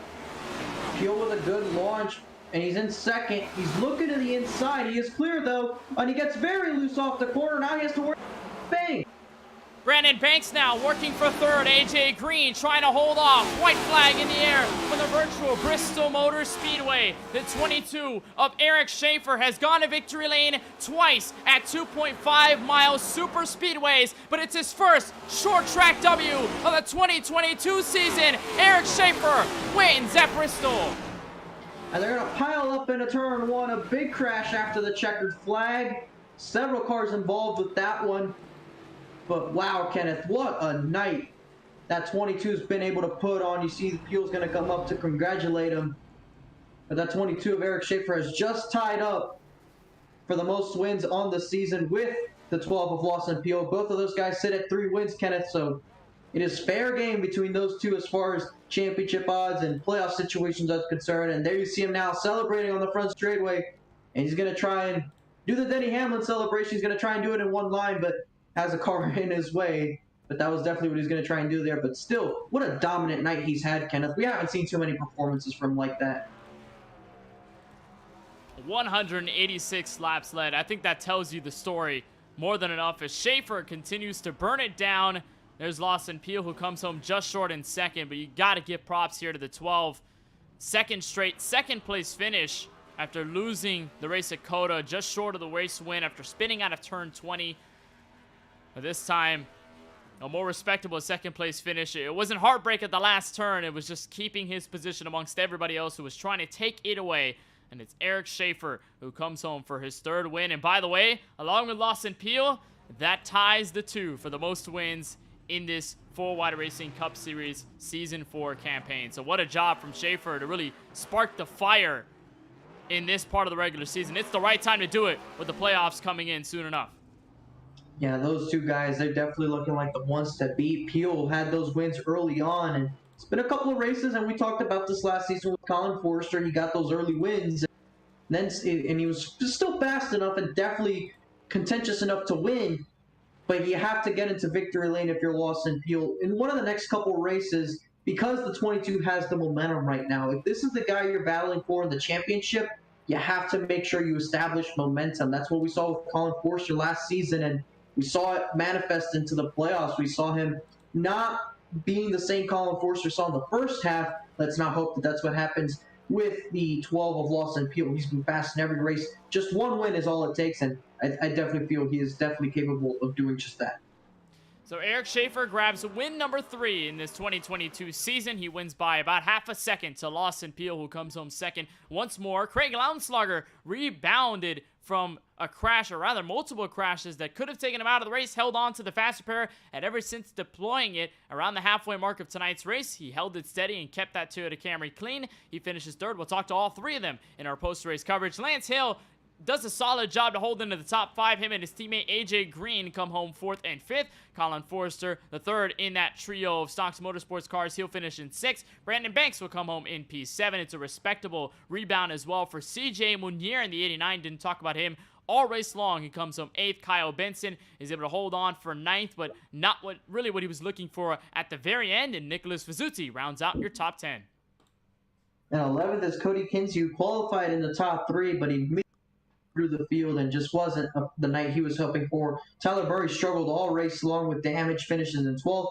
Marky Harris involved in one of the late cautions finishes. In 13th, Jesse Prees, who's looking promising, ends up involved in an incident, finishes in 14th, 6 laps down. Matt Roberts had those incidents early on in the race, will finish 15th, 24 down. Adam Alshire, who was very fast in the middle portion of this race, unfortunately will finish 16th after contact with his teammate. Curtis Kelly will finish down in 17th. Michael Newbrawl finishing in the 18th position. Blake Sperling finishes in 19th. Christopher Bishop, who had 2 tires up against the catch fence, will finish in the 20th spot. And rounding out your field in 21st, who didn't make the field, was Corey Allen, who was out of the race early on after pulling over.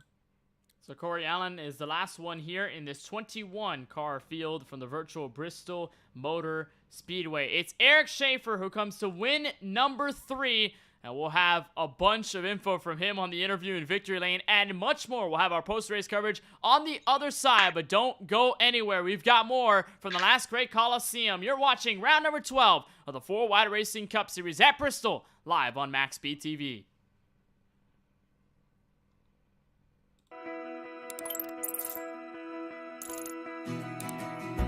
iRacing is a sim racing game that combines a true-to-life racing experience with an online community of virtual racers from all around the globe. iRacing offers a multitude of officially licensed cars and tracks, laser scanned with millimeter accuracy. Their car models and mechanical systems are based on real-world physics, engineered in cooperation with manufacturers and race teams. Their skill license system ranges from rookie to pro, ensuring members are always pitted against those with similar skill sets. Members are able to sign up for a weekly race series, compete in time trials, host a private race with friends, and participate in racing leagues created and run by the community. With over 170,000 members, iRacing works in partnership with renowned motorsports organizations like NASCAR to deliver virtual races based on the real-life NASCAR Cup Series, as well as many other series on the NASCAR ladder. iRacing also features team racing, providing a variety of options for members to create and manage their own teams. Race with friends or real-world teammates in full-length endurance events like the 24 Hours of Daytona, Spa 24, or the Bathurst 12 Hour. Additional partners include IMSA, World of Outlaws, Supercars, and IndyCar, allowing members to race in their very own Indianapolis 500, Bathurst 1000, Chili Bowl, and many more iconic events. This is iRacing, delivering the most authentic racing experience short of getting into a real race car. Sign up today at iRacing.com.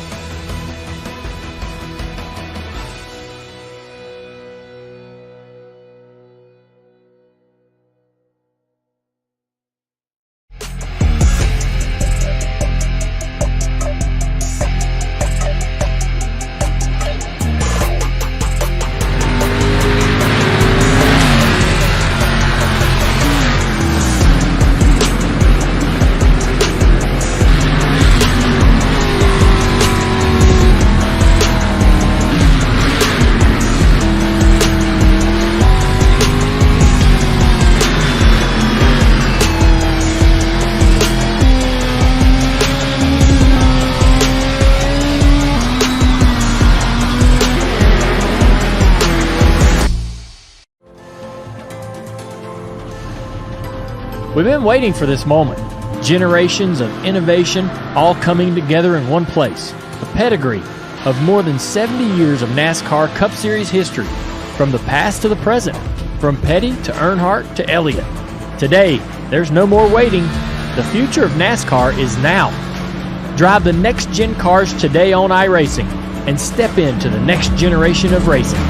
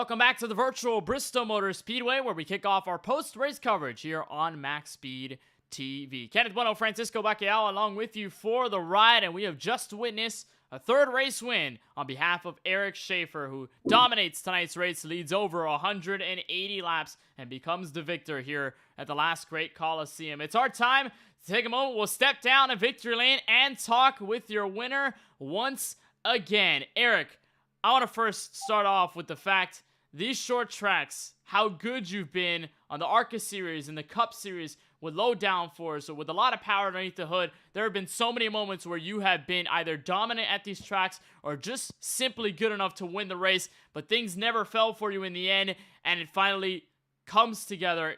The pieces finally click in, and you win tonight's race at Bristol. First of all, walk us through your thoughts and emotions after tonight's victory.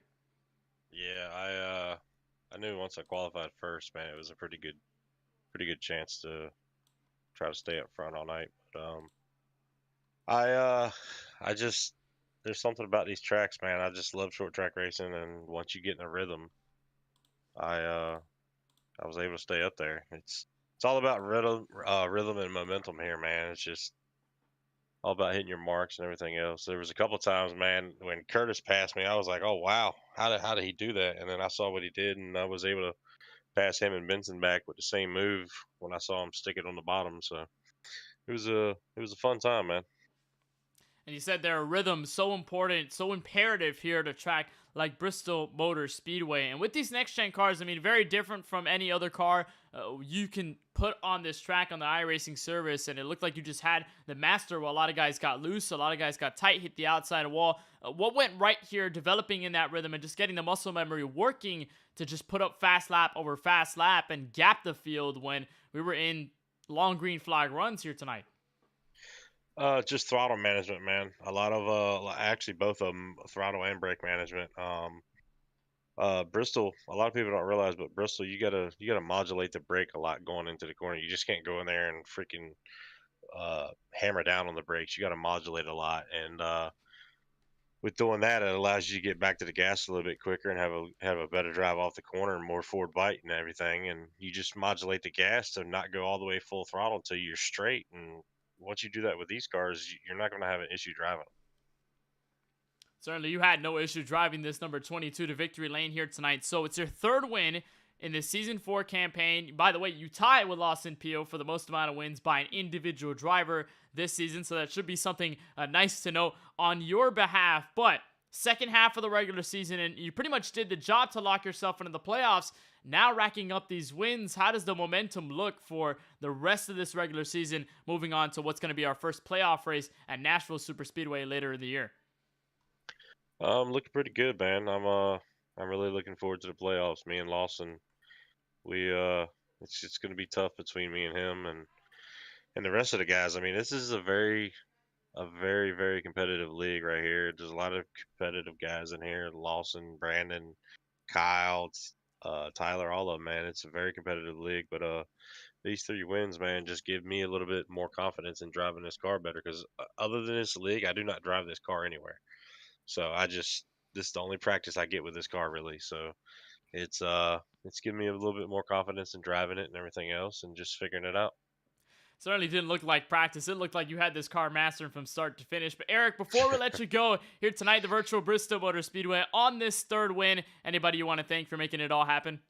Yeah, shout out to all the Drinking Bros guys, and shout out to Paul's Setup Shop. Helps us out a lot. Shout out to especially you guys for putting on a great broadcast, man. I really appreciate everything y'all do. And huge shout out to Tyler for putting his league on. For all of us guys to come in and hang out and race with each other. It's a good bunch of group of guys, man. We all have a good ball together. And this past weekend, we all ended up kind of meeting up at Dover together. So, like I said, even though we race together, we still try to be good to each other and everything. It's just a bunch of group of guys that's really good to each other, man. Well, Eric, of course, we appreciate the time talking with us here in the broadcast booth. On behalf of our team, I want to send you a warm congratulations for your win here tonight at the Bristol Motor Speedway. And we've got a lot of intermediate tracks moving up, so that's going to be a lot of fun. We hope to see you at the Windy City in 1 week time. Yes, sir. I appreciate y'all. Thank you. It's Eric Schaefer in a camel car, but everybody could see that 22 shimmer into victory lane. What a job it was. 186 laps led on his behalf. Francisco, you got to get a lot of props to this 12 car. Lawson Peel comes home P2 tonight at the Last Great Coliseum. Yeah, Lawson, you were up and down the field for the most part tonight. Had a fast car, and you worked through the damage, you worked through the mayhem, and you're able to come away with a second place finish holding off the field. A different circumstance to last week, but definitely a good result to take nonetheless, right? Oh, yeah, I'm happy with second. Schaefer was just out there in a league of his own, so it was really a battle for second, if you ask me. But I got a little damage from that deal with Adam Alshire early in the race. Didn't really hurt me too bad, and never really used the fast repair. Was just able to keep pace. But, yeah, it's kind of up and down. You definitely wanted to be on the top on a restart and just couldn't pass on the bottom. It was just pretty much next to impossible to pass. So it's just all about track position and not letting anyone to your right. Yeah, you mentioned the track position game there. At any point with that caution around 25 laps to go or so, were you considering taking 2 tires? Not really. The run right before that, I had really been pushing. I didn't think I was going to catch Schaefer, but I was just trying to kind of solidify, my track position there in second. And, I was rim riding up around the top, and I was really pushing. And we were a little spread out as the yellow come out, and, the pit road opens up really quick. So when we dove down in there, yeah, I could have taken 2 and got in front of Schaefer, but he would have passed me. So it was kind of, by taking 4, you weren't really, you weren't going to lose anything. So, yeah, it was 4 tires all the way, and just try to find your way to the top on the restart. Yeah, that was basically all it was going to be for most of the night. You were able to come up with a second place finish for the second week in a row. We moved back to the mile and a halves this upcoming stretch here. We got a good stretch of mile and a halves coming up, starting at Chicagoland next week. How do you feel about the racing there next week with these cars, considering we haven't seen that track in the real life schedule last couple seasons, let alone in the future with this car? Yeah, I'm pumped. I'm pumped for the next 3. I love the ovals. That's where I really enjoy racing, and so Chicago's historically been pretty good. We'll see how this car does out there. Pretty bumpy track, especially down there in 3 and 4. But yeah, I'm really looking forward to getting back on these fast ovals, getting spread out. Hopefully, we get some long green flag runs and some multi-groove racing. Really looking forward to it.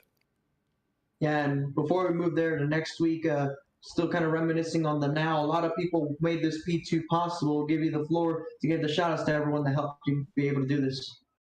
Yeah, man. Thanks to you guys for putting on the broadcast as always.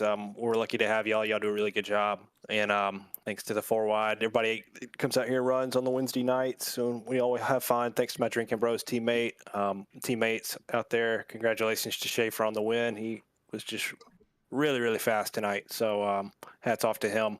All my other Drinking Bros teammates. We had Brandon, CJ, Cody, Jesse, Matt Roberts, Michael Newbraw coming out tonight. So miss Tony and Joe. But yeah, really enjoy getting to run the races with my Drinking Bros teammates. Shout out to Paul's Setup Shop. And yeah, we'll look forward to next week. Look forward to the next 3 ovals. Yeah, well, thank you for taking the time with us, Lawson. We hope to see you out there in Chicago. Yeah, Francisco, appreciate it. Thank you, man.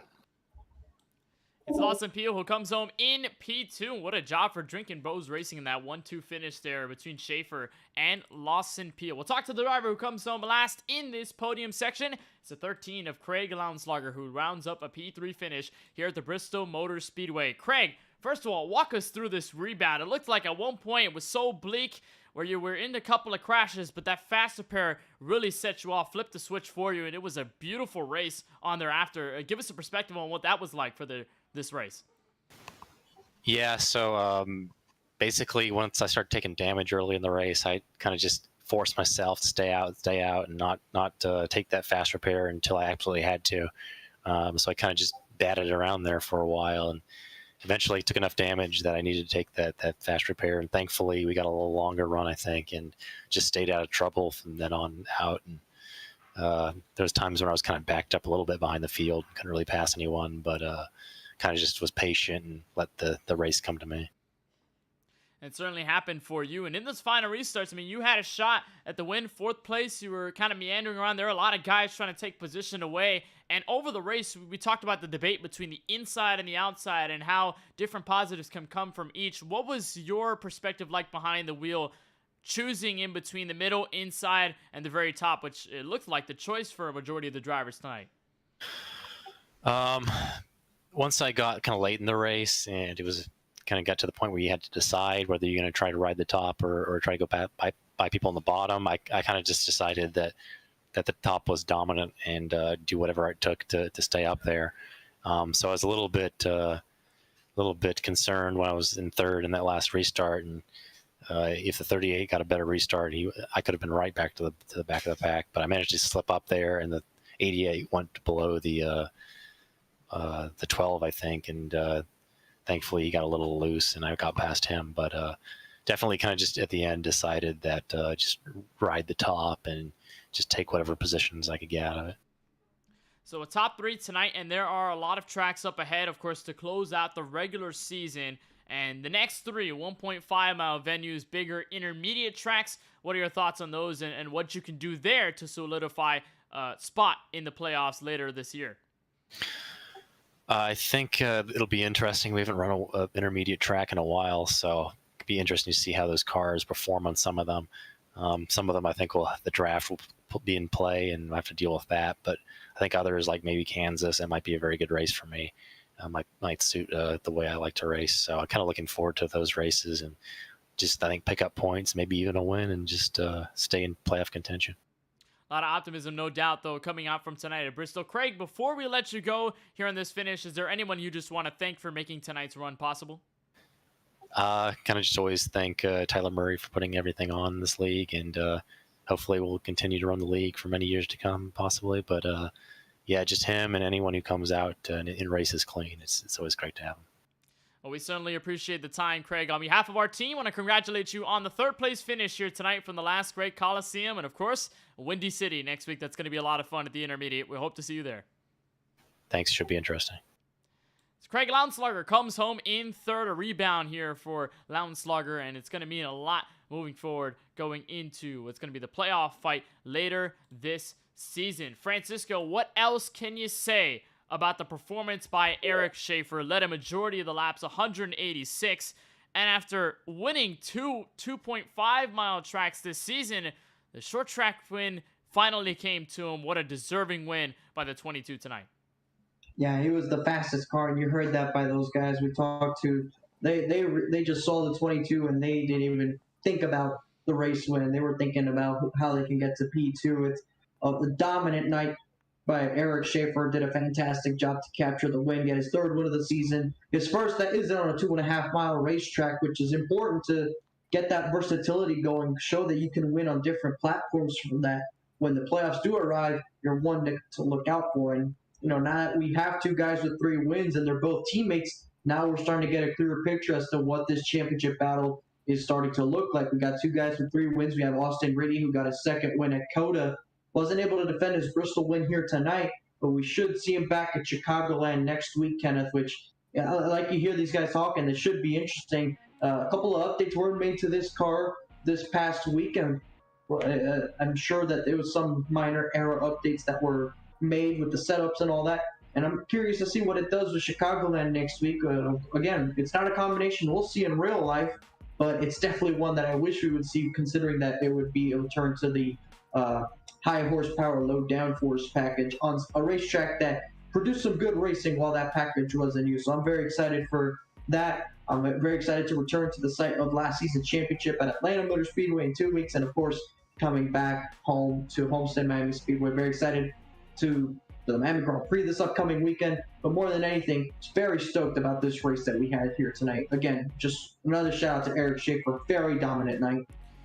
Yeah, very beautiful race here from Bristol. A lot of great things you could take away from it. A lot of great runs, a lot of great passes for position, and of course just the highlight of Eric Schaefer taking it all away. In front of your screen, you can see the rest of the schedule as it stands, and I think it's a fascinating thing about sim racing. You could take this car and put it on tracks where NASCAR doesn't race at anymore, or other tracks around the entire iRacing service, and see what it's like to race there. Chicagoland is next up on the block. The Windy City will have coverage for that May 11th, 1 week from tonight. Of course, same Wednesday, same time, same place, 9:10 p.m. Eastern. You'll find it right here, no other place but the MaxSpeedTV YouTube channel. We head to our previous championship finale area in Atlanta Motor Speedway. We'll go to Peachtown on May 18th, and then May 25th, I believe we'll go to Homestead at Miami Speedway down South Florida. Then we'll stay in Florida for Daytona, Watkins Glen, Kansas to wrap up this regular season before we start the playoffs in the Music City and the Nashville Super Speedway.